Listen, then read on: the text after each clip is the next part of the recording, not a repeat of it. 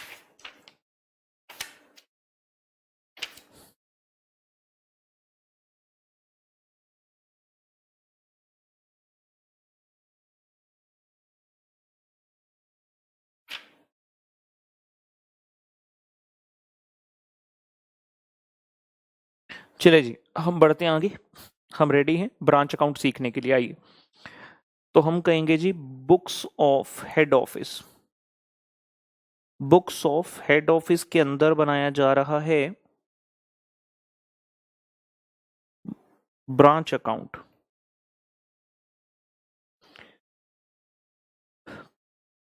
Particulars amount एक normal ledger account जैसे बनता है, पर्टिकुलर्स इन अमाउंट। नोट करते रहेंगे आराम से, उसके बाद में सारी चीज आपको सिखाऊंगा कि ऐसा क्यों कर रहे हैं। सबसे पहले to balance brought down.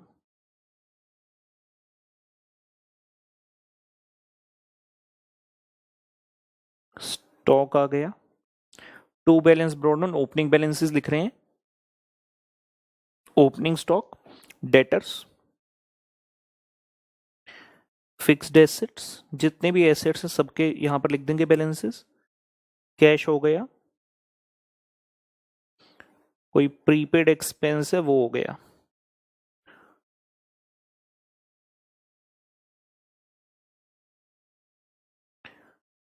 Similarly by balance brought down, अगर कोई लाइबिलिटी का अपने पास ओपनिंग बैलेंस है वो भी लिख देंगे, जैसे कि मान लीजिए क्रेडिटर्स का बैलेंस है या कोई आउटस्टैंडिंग एक्सपेंस एक्सेट्रा है तो लिख देंगे। जो ओपनिंग स्टॉक लिखा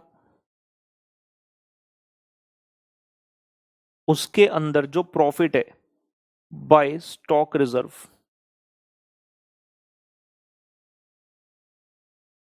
लोडिंग इन ओपनिंग स्टॉक। क्योंकि गुड्स अगर इनवॉइस प्राइस पर है तो ये वाली फिगर आनी आनी कि अगर मेरा स्टॉक है वो किस वैल्यू पर है, अगर वो इनवॉइस प्राइस पर है तो मुझे कॉस्ट प्राइस पर लाना है, तो उसके अंदर कितने रुपए का प्रॉफिट है उसको अदर साइड पर लिख दिया जाता है। ठीक है ना। अच्छा, एक चीज यहां पर बताना चाहूंगा छोटी सी। जैसे हमने यहां पर देखा कॉस्ट ऑफ एचओ है 100, आपने ब्रांच को भेजा 120 का, तो जो ये 120 है ये ब्रांच की कॉस्ट है। ये क्या है? Cost of branch. तो ध्यान से देख लेना, कई बार क्वेश्चन इसमें कंफ्यूज करने की कोशिश करता है।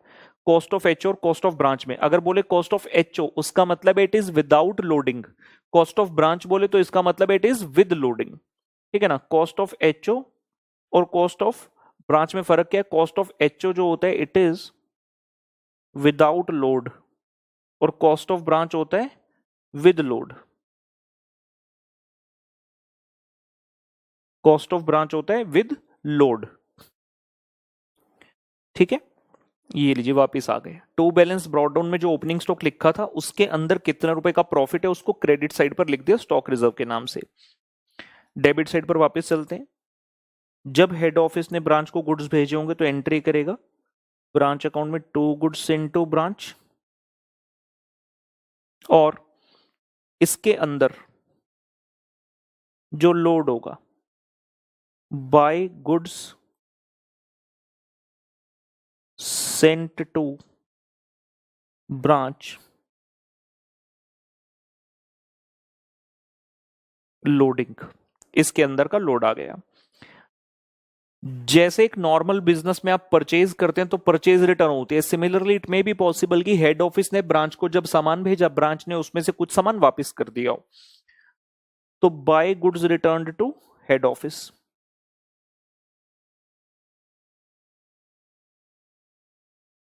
Bye goods returned to head office, branch ने एचओ को गुड्स वापस कर दिए तो इसके अंदर भी लोड होगा।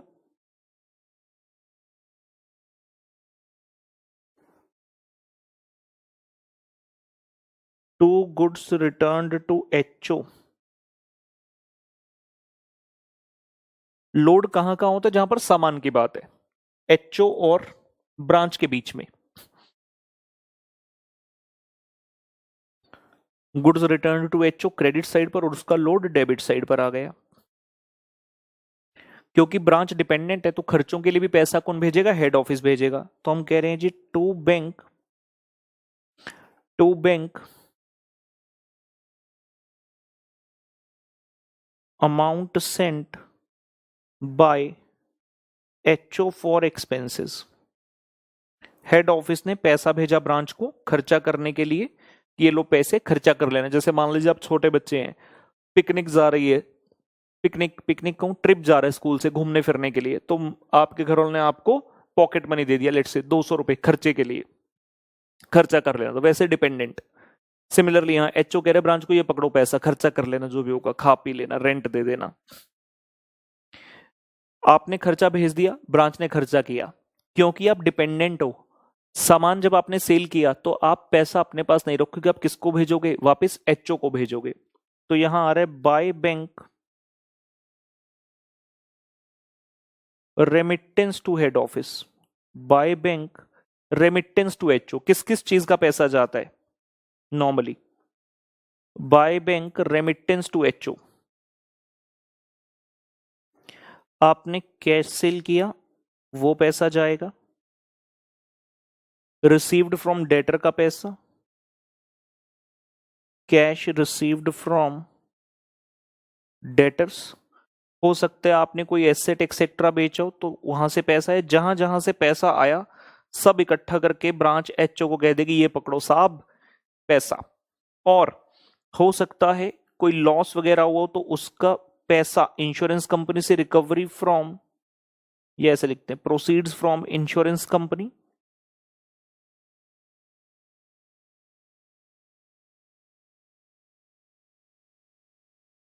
प्रोसीड्स फ्रॉम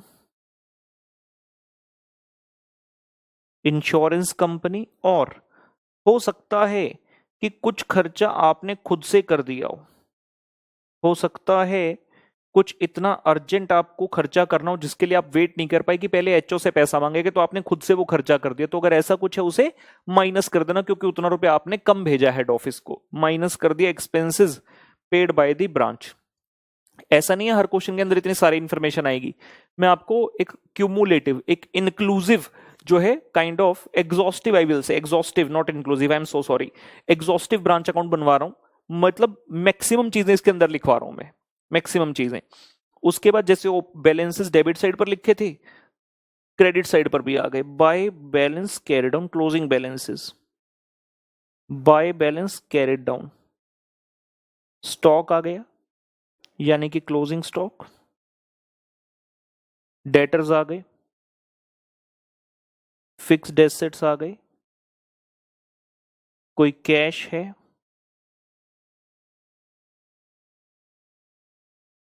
या फिर प्रीपेड एक्सपेंस एक्सेट्रा है। जो स्टॉक है इसके अंदर फिर से क्या होगा? स्टॉक रिजर्व होगा। तो हम यहां लिख रहे हैं जी टू, जैसे यहां लिखा था बाय स्टॉक रिजर्व, यहां आ रहा है to stock reserve. Loading in, loading in closing stock, और closing balances of the liabilities appear over here. To balance carried down, creditors, और outstanding expenses may be। अंत में बैलेंसिंग करेंगे to find out the profit और loss.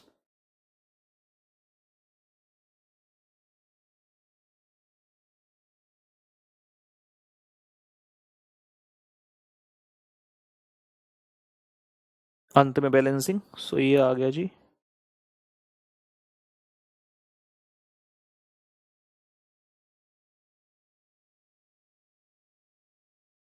To net profit और maybe on the other side with the name of by net loss जी। पहुंच जाइए यहां तक प्लीज।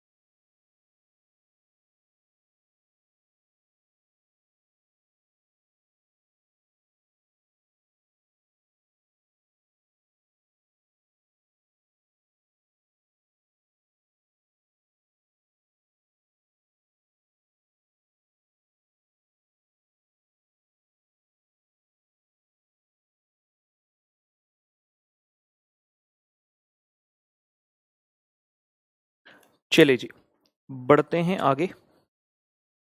एक बार अकाउंट्स बना लें। नेक्स्ट अकाउंट हम बना रहे हैं जी memo debtors account. Memo debtors account.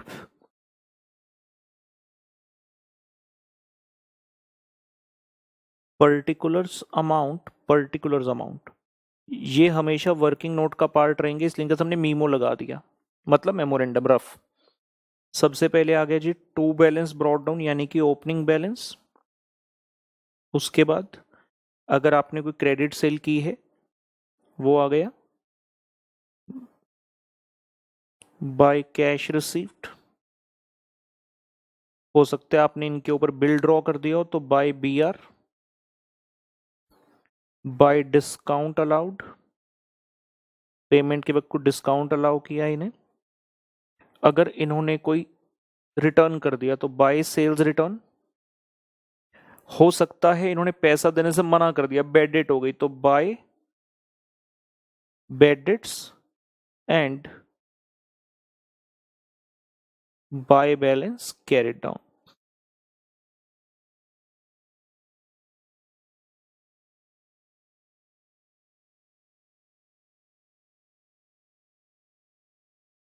ये हो गया जी मीमो डेटर। मैक्सिमम आइटम इतनी मिलेगी, इससे ज्यादा मिलने का चांस नहीं है। Brought down, credit sale, cash received, BR, discount allowed, sale return, bad debt और कैरिड डाउन, मतलब कि closing balance.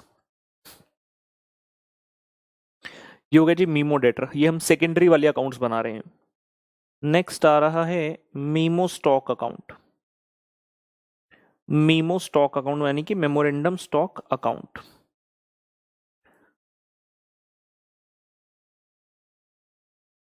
Particulars and amount बेटा।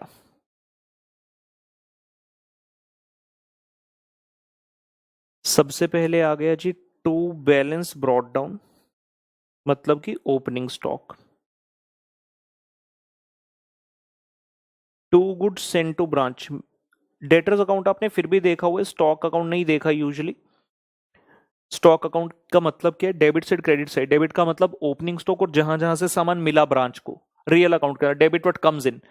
और credit side what goes out, जहां जहां सामान गया किसी भी तरह से।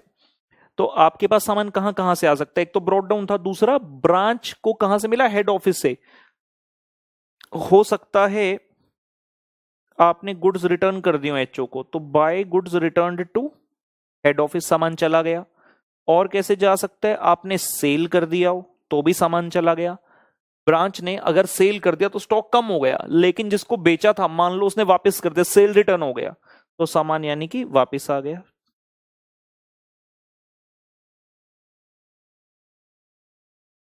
टू सेल्स रिटर्न ब्रैकेट में लिख दीजिए, तो दैट आपको याद रहे ये क्या चीज है। गुड्स रिटर्न्ड बाय डेटर की बात कर रहे हैं, जो डेटर्स ने वापस किए। जब हम यहाँ पे सेल्स कह रहे हैं तो सेल्स कैसी भी हो, कैश सेल हो, क्रेडिट सेल हो, क्योंकि स्टॉक अकाउंट में सिर्फ हम ये देख रहे हैं कि सामान का आवागमन कहाँ कहाँ हुआ, कहाँ से आया कहाँ गया और कितना बैलेंस है। कोई लॉस हो गया आपका, वो भी यहां पर डाल देना। लॉस के कारण आपका सामान तो कम होता ही है ना, चाहे नॉर्मल लॉस हो या एबनॉर्मल लॉस हो। और अंत में आ जाएगा बाय बैलेंस कैरिड डाउन, मतलब क्लोजिंग स्टॉक।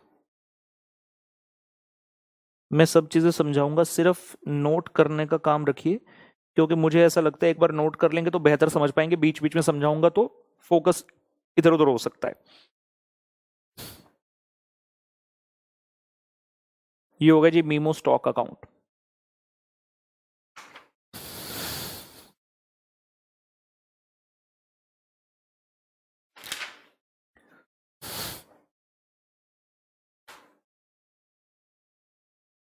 नेक्स्ट बना रहे हैं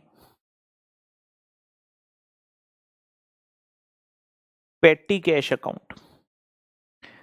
petty cash account, particulars amount, particulars and amount.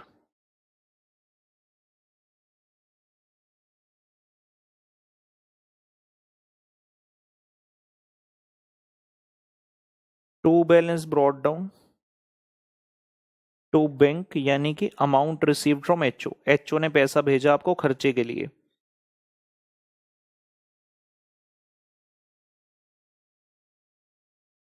Bye bank expense और बाय बैलेंस कैरिड डाउन, ये मीमो में है तो वर्डिंग क्या लिख रहे हैं वो मैटर नहीं करता, चाहे आप सीधा लिख दो to amount received from HO by expense तो भी सही रहेगा।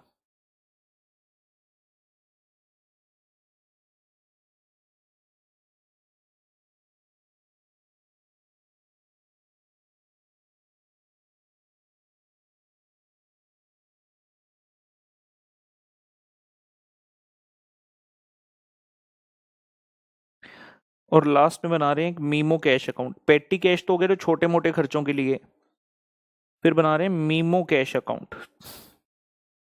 ऐसा करते हैं, थोड़ी सी स्पेस छोड़ दो पेटी कैश के बाद, 2-3 लाइन छोड़ दो, फिर मीमो कैश लिखो।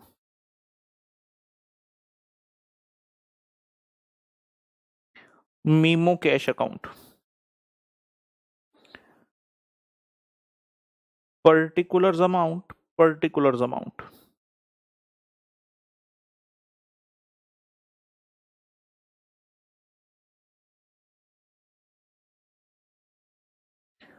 पर्टिकुलर्स अमाउंट जी, मीमो कैश। मेन कैश हो गया, main cash. To balance brought down हो गया बेटा, जिसमें आप बेसिकली ओपनिंग बैलेंस लिखते हैं, should be more clear. To balance brought down to cash sales, ये भी मीमो है तो वर्डिंग मैटर नहीं करेगी, फीलिंग्स भैया होनी चाहिए कि कौन कौन सी आइटम कहाँ कहाँ आने वाली। डेबिट में क्या आने वाला, कहीं से भी पैसा आएगा तो डेबिट कर देना, debit what comes in real account है। ओपनिंग था कैश सेल हो गया या फिर अमाउंट रिसीव फ्रॉम डेटर हो गया, टू डेटर्स कैश रिसीव्ड। और कहां से आ सकता है, मान लो आपने कोई बीआर ड्रॉ किया हो, उसको डिस्काउंट करा लिया, टू बीआर डिस्काउंटिंग, वहां से पैसा आ गया। टू एसेट सेल, आप चाहे ऐसे लिख दो टू सेल ऑफ एसेट, कोई गलत नहीं करेगा, आपने एसेट सेल किया वहां से पैसा आ गया। बेसिकली मीमो कैश बनाया कब जाता है, मैं लिखवा भी दूंगा।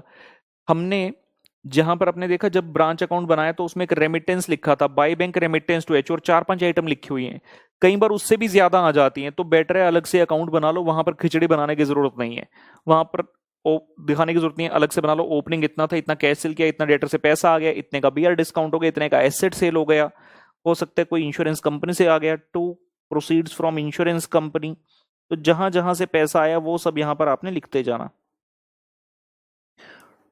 To proceeds from insurance company,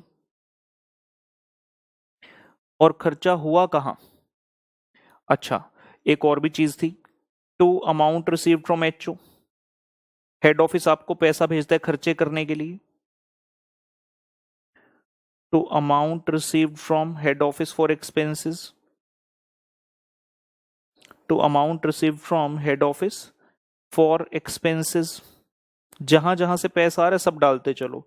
इस पैसे का किया क्या होगा, एक तो आपने खर्चे कर दिए होंगे बाय एक्सपेंसेस, और कहां जा सकता है पैसा, इसके अलावा यूजली कहीं जाता नहीं है, तो बाय लिख रहे हैं रेमिटेंस टू हेड ऑफिस, और बाय बैलेंस कैरिड डाउन। तो कैश से संबंधित जितने भी आइटम्स हैं वो हम यहां पर डाल दिया करते हैं, और ऐसा कुछ फिक्स नहीं है कि बैलेंसिंग फिगर क्या आएगा, इसलिए मैं किसी को भी सर्कल नहीं कर रहा हूं, रेड कलर से नहीं लिख रहा।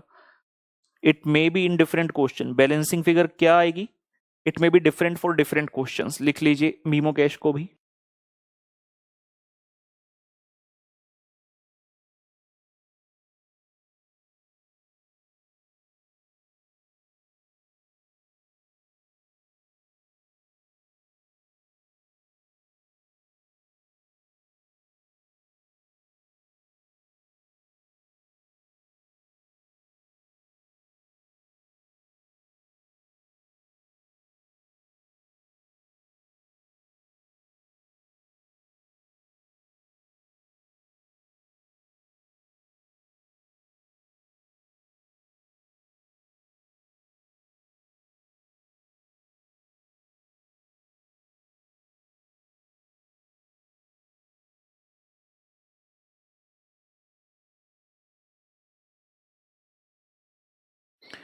चलिए जी, फाइनली हम समझने की बात करते हैं। अब हम कह रहे हैं कि ब्रांच अकाउंट बनाएगा हेड ऑफिस जिससे प्रॉफिट निकालेगा।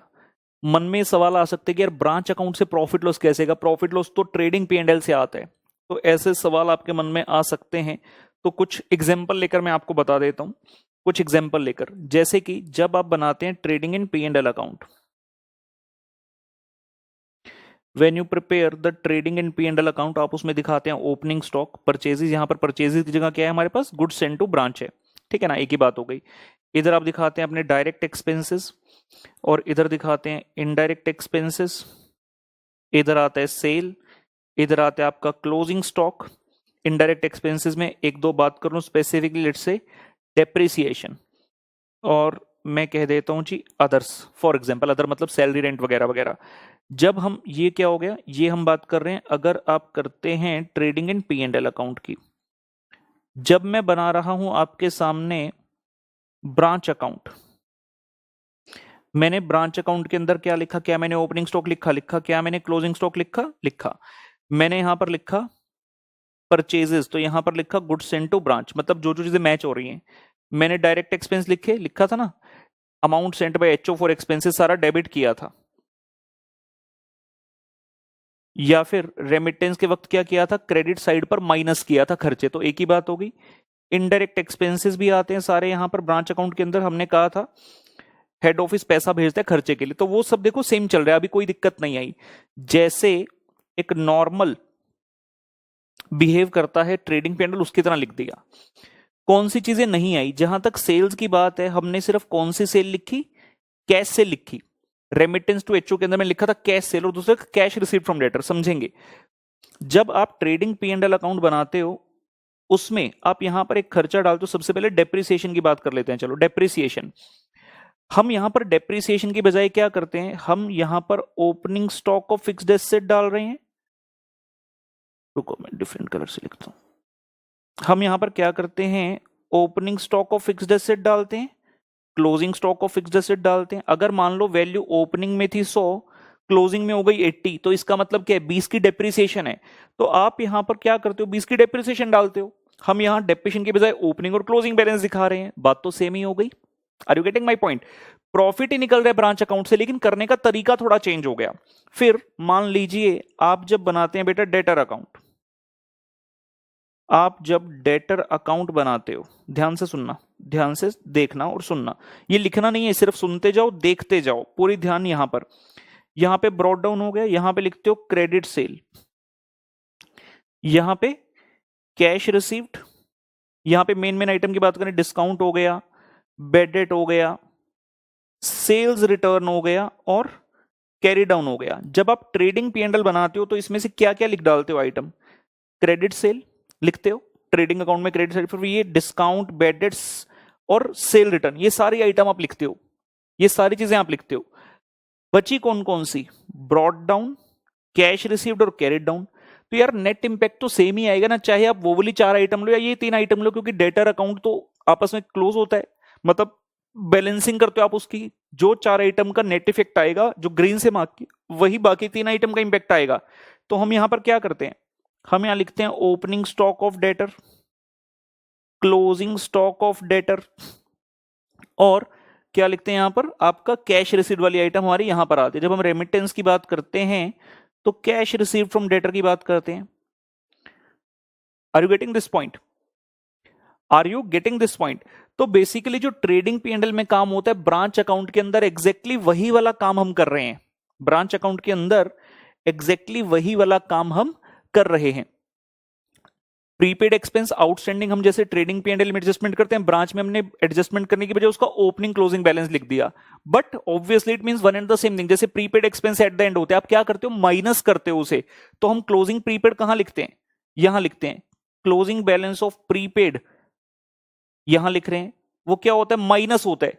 जब आप अपना ट्रेडिंग P&L में करते हो, आप कहते हो to rent minus prepaid at the end, तो यार माइनस ही तो हो गया, बेचारा क्रेडिट साइड पर आ गया। और अगर ओपनिंग बैलेंस होता है उसे ऐड करते हैं, तो वो डेबिट साइड पर है, मतलब खर्चा ऐड हो रहा है।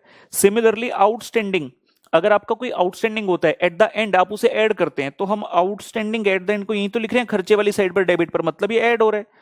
और अगर कोई आउटस्टैंडिंग इन द बिगिनिंग है तो वो माइनस होता है, तो उसे हम क्रेडिट साइड पर लिख रहे हैं कि खर्चे में से माइनस हो गया, क्योंकि खर्चा तो बेचारा डेबिट साइड पर है। तो बेसिकली पूरे ब्रांच अकाउंट से अल्टीमेटली हमारा प्रॉफिट ही निकल कर आ रहा है।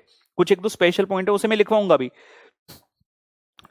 यहां तक एब्जॉर्ब हो गया, तो एक इंपॉर्टेंट पॉइंट बताने जा रहा हूं।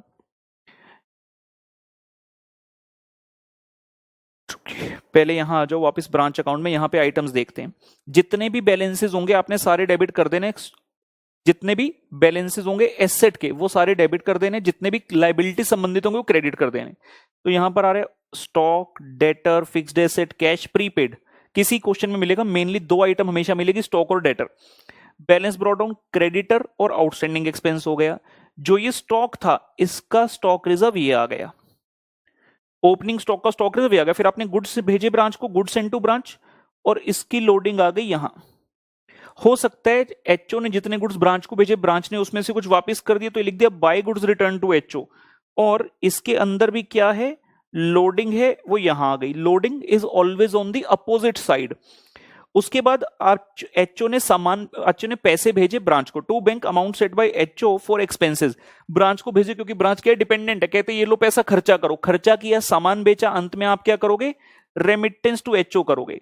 रेमिटेंस में क्या क्या दोगे, आप कहते इतने की कैश सेल हो गई, इतना पैसा डेटर से मिला, एसेट वगैरह कोई बेचा इतने का, प्रोसीड्स फ्रॉम इंश्योरेंस कंपनी, ये किसके लिए, ब्रैकेट में लिख सकते हैं फॉर एनी एबनॉर्मल लॉस, इसके बारे में मैं अलग से बात करूंगा।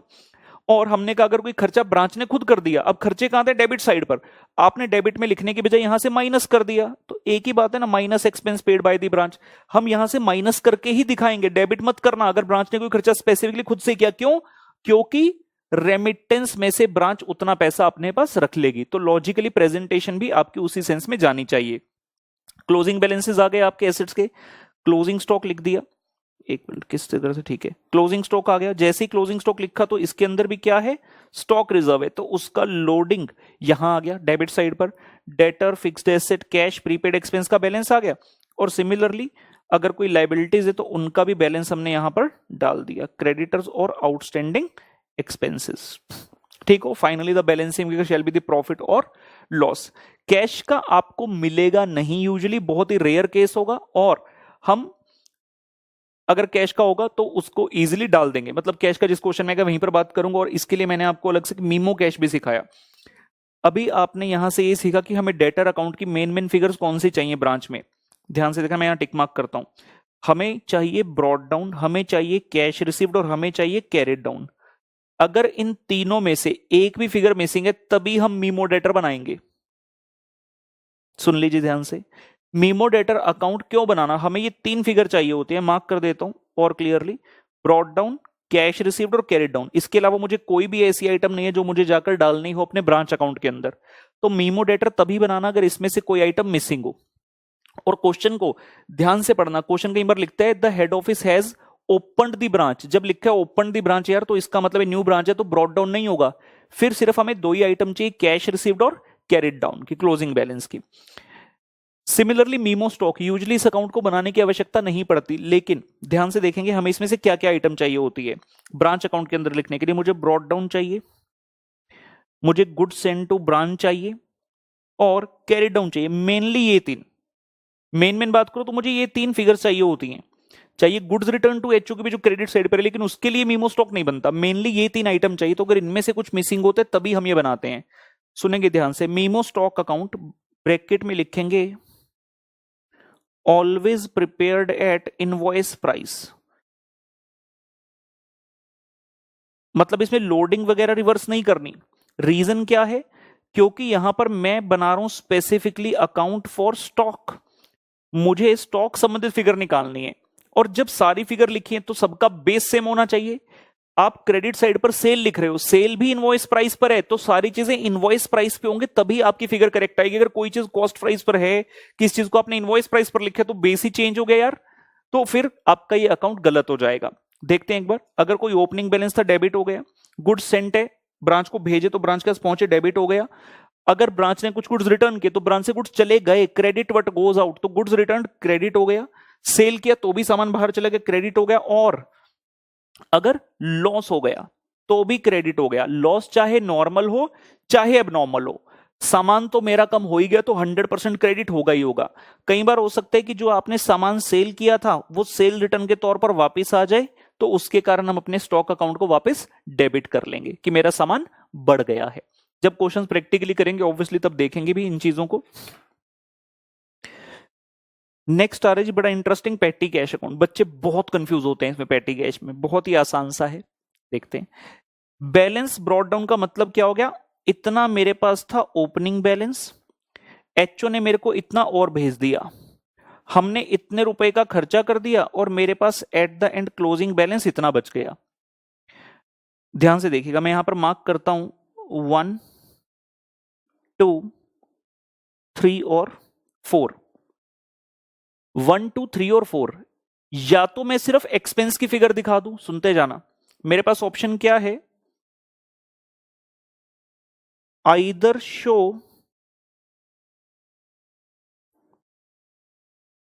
थ्री और 1 2 एंड 4।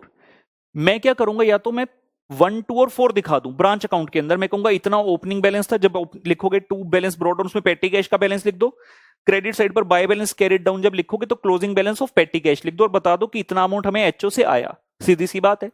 या फिर आप क्या करो, सिर्फ और सिर्फ एक्सपेंस दिखा दो कि इतने रुपए का एक्सपेंस किया, दोनों का नेट इफेक्ट तो सेम ही आएगा जैसे आप कैश में करते हो। मैंने ब्रांच अकाउंट में जब यहां पर लिखा हमने कहा ये इतना ओपनिंग बैलेंस ऑफ कैश है, इतना एचओ ने भेजा और इतना मेरे पास क्लोजिंग कैश बचा है। इसका मतलब क्या है, मान लो अगर मैं कहता हूं मेरे पास 1 लाख रुपए का ओपनिंग था, 10 लाख एचओ ने भेजा, इसके अंदर डाल देता हूं, 1 लाख ओपनिंग था, 10 लाख एचओ ने भेजा, टोटल होगा 11 लाख, और 2 लाख का मेरे पास जो है कैश क्लोजिंग में बचा हुआ है। इसका मतलब खर्चा कितना हुआ, 9 लाख रुपए का।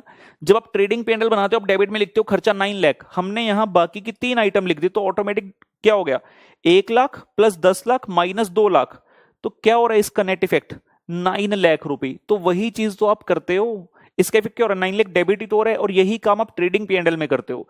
तो सेम टू सेम चीज मैं आपको पेटी कैश के लिए बता रहा हूं, या तो सिर्फ 3 शो कर दो कि कितना रुपए का खर्चा हुआ, या फिर पूरा 1 2 एंड 4 शो करो। अब समझ कैसे आएगा कि मैं 1 2 4 शो करूं कि 3? Do this if question provides the opening and closing balance of पेटी कैश। अगर क्वेश्चन आपको ओपनिंग बैलेंसेस के बारे में बता रहा है तो बेस्ट है कि यही करो, अदरवाइज सिर्फ खर्चा आप अलग से दिखा दीजिए, नेट इफेक्ट सेम आएगा, नेट इफेक्ट सेम आएगा। तो हम क्या कह रहे हैं, ब्रांच अकाउंट के अंदर एक ऑप्शन तो क्या हो गई, सिर्फ 3 दिखा दो कि भाई इतना खर्चा हो गया, या फिर क्या करो, ब्रांच अकाउंट के अंदर 1 2 और 4 दिखा दो, नेट इंपैक्ट तो सेम ही आएगा, नेट इंपैक्ट तो सेम ही आएगा, जैसे मर्जी कर सकते हैं। पेटी कैश के लिए लिख लीजिए इसे।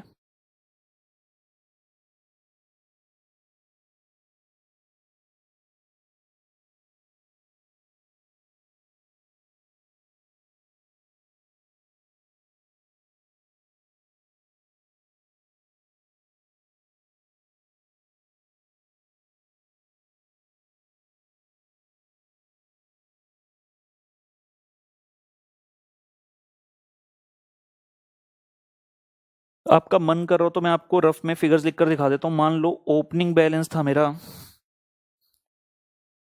500 रुपए, एचओ ने 4000 और भेजे, 3000 का खर्चा हो गया और बच गए 1500 रुपए।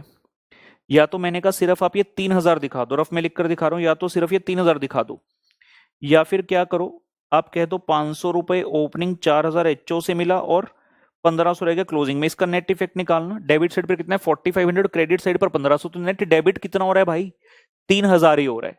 तो जिस तरह मर्जी शो करो, answer is going to be absolutely same, लेकिन प्रेफरेबली ओपनिंग क्लोजिंग और एचओ ने कितना भेजा वो दिखाएं, अगर आपको क्वेश्चन ओपनिंग क्लोजिंग दे रहा है। इसे मैं रब कर देता हूं, ठीक है। उसके बाद आ रहा है हमारे पास एक मीमो कैश अकाउंट। ये तभी बनाना जब क्वेश्चन में बहुत सारी आइटम्स हो करने के लिए और रेमिटेंस सीधे सीधे ना निकल रही हो। हमने कहा इतना ओपनिंग बैलेंस हो गया, मीमो कैश में क्या आएगा बेसिकली कि आपका पैसे का मूवमेंट डेबिट साइड पर जहां जहां से आया और क्रेडिट साइड पर जहां जहां पैसा गया, बैलेंस पड़ा था ओपनिंग कैश सेल से आ गया, डेटर से आ गया, कोई बीआर ड्रॉ गया था उसकी डिस्काउंटिंग होगी, कोई एसेट का सेल हो गया, कोई इंश्योरेंस कंपनी से पैसा आ गया, या फिर एचओ से आपको पैसा मिला खर्चों के लिए। अब आपका पैसा गया कहां कहां? ये ऑब्वियस ही बात है, आपने खर्चे कर दिए तो पैसा कम हो गया, रेमिटेंस टू एचओ कर दिया वहां चला गया, और आपके पास अंत में बच गया इतना क्लोजिंग बैलेंस। तो यूजुअली हम ये अकाउंट बनाएंगे रेमिटेंस टू एचओ निकालने के लिए, रेमिटेंस टू एचओ निकालने के लिए जब आपके पास बहुत सारी फिगर्स होंगी, ठीक है ना, अदरवाइज इसको नहीं बनाना है। एक क्वेश्चन होगा जहां पर बनाना होगा मैं आपको सिखाऊंगा, ठीक है। ये मैंने आपको सिखाया, इस पेज पे लिख देते हैं, logic of profit from branch account. ये रफ था, मैं अपने लिए लिख रहा हूं, logic of profit from branch account की ब्रांच अकाउंट से प्रॉफिट कैसे आ सकता है, अगर हमें ये ना समझ आए तो मैंने उसके लिए करा दिया। कुछ इंपॉर्टेंट चीजें बतानी है। सबसे पहला पॉइंट आ रहा है फॉर एबनॉर्मल लॉस। जब आप ट्रेडिंग एंड पी&एल करते हैं, एग्जाम्पल ले लें, मैंने एक एग्जाम्पल बनाया हुआ है अपने लिए, ठीक है।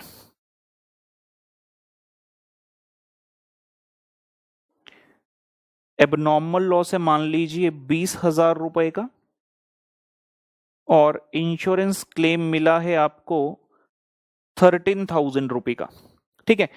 जब आप ट्रेडिंग पी&एल अकाउंट बनाते हो, देखिएगा, जब आप लोग ट्रेडिंग एंड पी&एल अकाउंट बनाते हो तो क्या करते हो, यहां लिखते हो टू परचेजेस, या तो यहां से एबनॉर्मल लॉस माइनस कर लेते हो, या फिर ऑल्टरनेटिवली आप क्या करते हो, क्रेडिट साइड पर लिख लेते हो by abnormal loss gross figure, क्योंकि इतने रुपए से तो हमारा स्टॉक कम हो ही गया, तो जितना सामान मैंने परचेज किया था उसमें से इतना लॉस हो गया, मतलब it is not available for sale, neither it is in closing stock, ठीक है ना। इन दोनों में से एक, एनी वन ऑफ टू।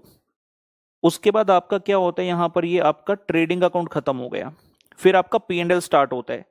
आप पी&एल में वापस से लिखते हो टू एबनॉर्मल लॉस, यहां पर नेट लॉस डालते हो, to abnormal loss net loss डालते हो। जैसे हमारे इस केस में मैंने एग्जांपल में क्या बनाया, 20,000 का लॉस हुआ, 13,000 का क्लेम मिल गया, तो नेट लॉस कितना हो भाई, 7,000 का। तो आप यहां पर लिखोगे 7,000, और ये कैसे आया, 20,000 का लॉस था, 13,000 का इंश्योरेंस क्लेम मिल गया, तो 7,000 रुपए का मेरा नेट लॉस है। जबकि मैंने, आप नोट करने का समय मिल जाएगा, समझ लीजिए पहले, मैंने जब ब्रांच अकाउंट की बात की, क्या मैंने आपको कहीं पर भी लॉस के बारे में लिखने के लिए बोला? नहीं। नॉर्मल लॉस तो आता ही नहीं कहीं पर, उसको तो छोड़ दो, अब नॉर्मल लॉस की बात कर रहे हैं। ट्रेडिंग पी&एल में अब नॉर्मल लॉस लिखा हमने, लेकिन ब्रांच में नहीं लिखा। मैंने ब्रांच में आपको क्या सिखाया कि जब आप यहां पर लिखोगे बाय रेमिटेंस टू एचओ, तो उसके अंदर क्या डालना, सेल, सॉरी सॉरी मैंने उसके अंदर क्या बताया था, क्या लिखना, प्रोसीड्स फ्रॉम इंश्योरेंस कंपनी। और हमारे इस एग्जांपल में प्रोसीड कितनी है, 13,000 रुपी। अगर आप यहां देखो, आपने 7,000 डेबिट किया, 20,000 क्रेडिट किया, तो इसका नेट इंपैक्ट क्या है, नेट इफेक्ट क्या है इसका, 13,000 क्रेडिट, और हमने भी जो यहां पर किया, क्या किया, 13,000 क्रेडिट। तो सिर्फ लिखने का फर्क है, चीज वही हो रही है, but we are writing down in the branch account in a different manner. और अगर किसी को लग रहा हो सर आपने ना सर मीमो स्टॉक अकाउंट में लिखा था, बेटा उसका नाम क्या है, वो स्टॉक अकाउंट है, उसमें स्टॉक की पूरी मूवमेंट दिखानी है, वहां पर ऑब्वियस सी बात है नॉर्मल लॉस आएगा ही आएगा। लेकिन जब हम प्रॉफिट लॉस निकालते हैं, वहां पर नॉर्मल लॉस पार्ट प्ले नहीं करता। ये सेम प्रिंसिपल हमारा कॉस्ट अकाउंटिंग में भी चलता है, क्योंकि वो अनअवॉइडेबल है। इसे नोट कर लीजिए अब नॉर्मल लॉस वाली चीज को।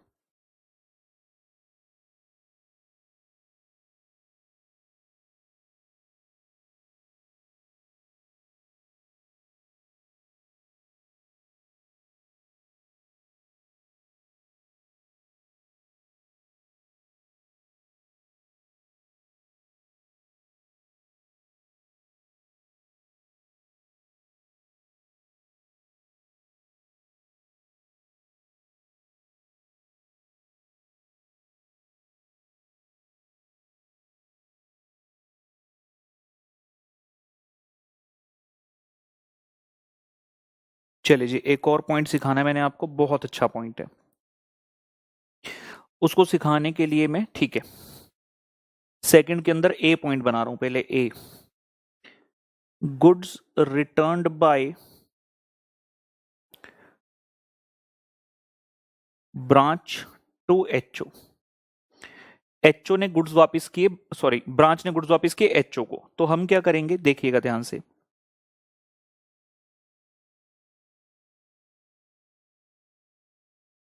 मैं दो अकाउंट से थ्रू सिखाऊंगा, ब्रांच अकाउंट,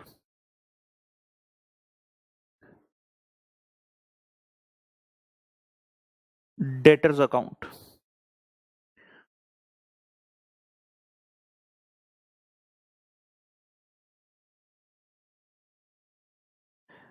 जब ब्रांच ने एचओ को वापस भेजे तो कौन से अकाउंट में एंट्री आएगी? ऑब्वियस सी बात है, सिर्फ और सिर्फ इस अकाउंट में एंट्री आएगी, डेटर अकाउंट में नहीं आएगी, क्योंकि डेटर का कोई लेना देना ही नहीं है। ब्रांच ने एचओ को वापस किया तो हम कहां लिखेंगे? यहां पर लिख देंगे। मैं ऐसे करता हूं, यहां ऐसे डाल देता हूं टिक और क्रॉस। ब्रांच अकाउंट में लिखेंगे by goods return to HO, debtor account में कुछ नहीं आने वाला।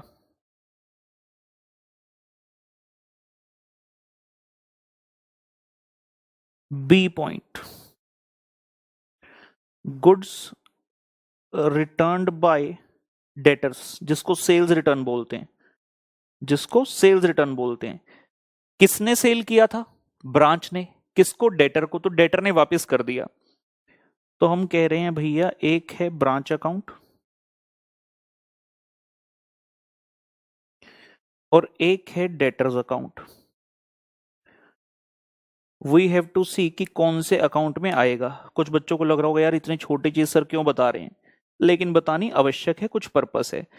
तो इस बार डेटर्स ने वापस किया तो सेल रिटर्न आ जाएगी, जबकि ब्रांच अकाउंट में कुछ नहीं आएगा।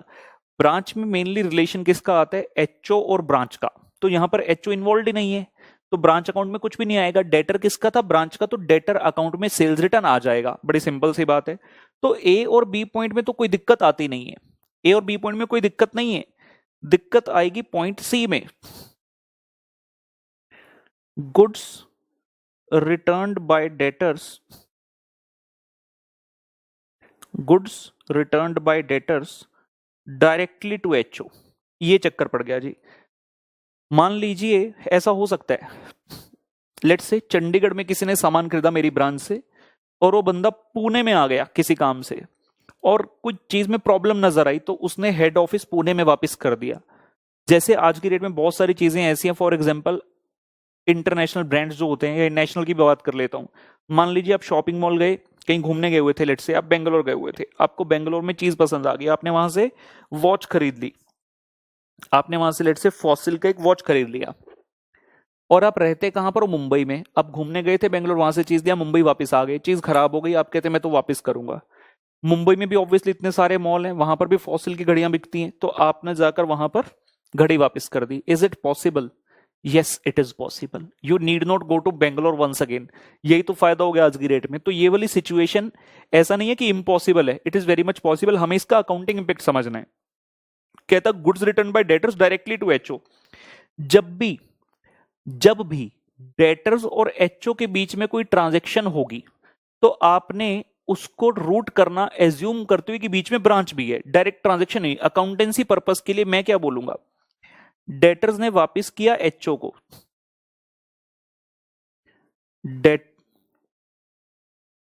डेटर्स ने वापस किया एचओ को, लेकिन हम बीच में ब्रांच को प्री सपोज कर रहे हैं कि पहले डेटर से ब्रांच तक गया और फिर ब्रांच से एचओ तक गया, क्योंकि नॉर्मल रूट तो यही होता है, डेटर से ब्रांच, ब्रांच से एचओ। अगर डेटर ने एचओ को वापस कर भी दिया तो भी हम यही मानेंगे कि बीच में ब्रांच है। तो हम इसकी दो भाग में एंट्री करेंगे, पहले इस भाग की एंट्री करेंगे और फिर इस भाग की। इसको मान लेंगे कि भैया तुम हो ट्रांजेक्शन 1, डेटर्स टू ब्रांच वाली ट्रांजेक्शन को कहेंगे तुम हो ट्रांजेक्शन 1, और ये है ट्रांजेक्शन 2। मतलब हमारी इस ट्रांजेक्शन के दो पार्ट हो गए। सो when we prepare the branch account and when we prepare the debtor account, both accounts shall get hit, branch account, debtors account। जब डेटर अकाउंट में करोगे तो ट्रांजेक्शन 1 की एंट्री हुई कि डेटर ने ब्रांच को वापस किया, तो यहां पर आ गया, ये हमने फर्स्ट वाले पार्ट की एंट्री करी। और जब ब्रांच एचओ को वापस करेगी तो ब्रांच कहेगी by goods return to HO, तो सेकंड पार्ट की एंट्री ये हो रही है। ठीक है जी। कभी भी डेटर्स और एचओ के बीच में डायरेक्ट ट्रांजैक्शन होगी तो हम हमेशा ब्रांच के कनेक्शन की बिना उसका एंट्री पास करेंगे ही नहीं, बीच में ब्रांच को प्री सपोज करेंगे ही करेंगे। यहां तक लिख लीजिए।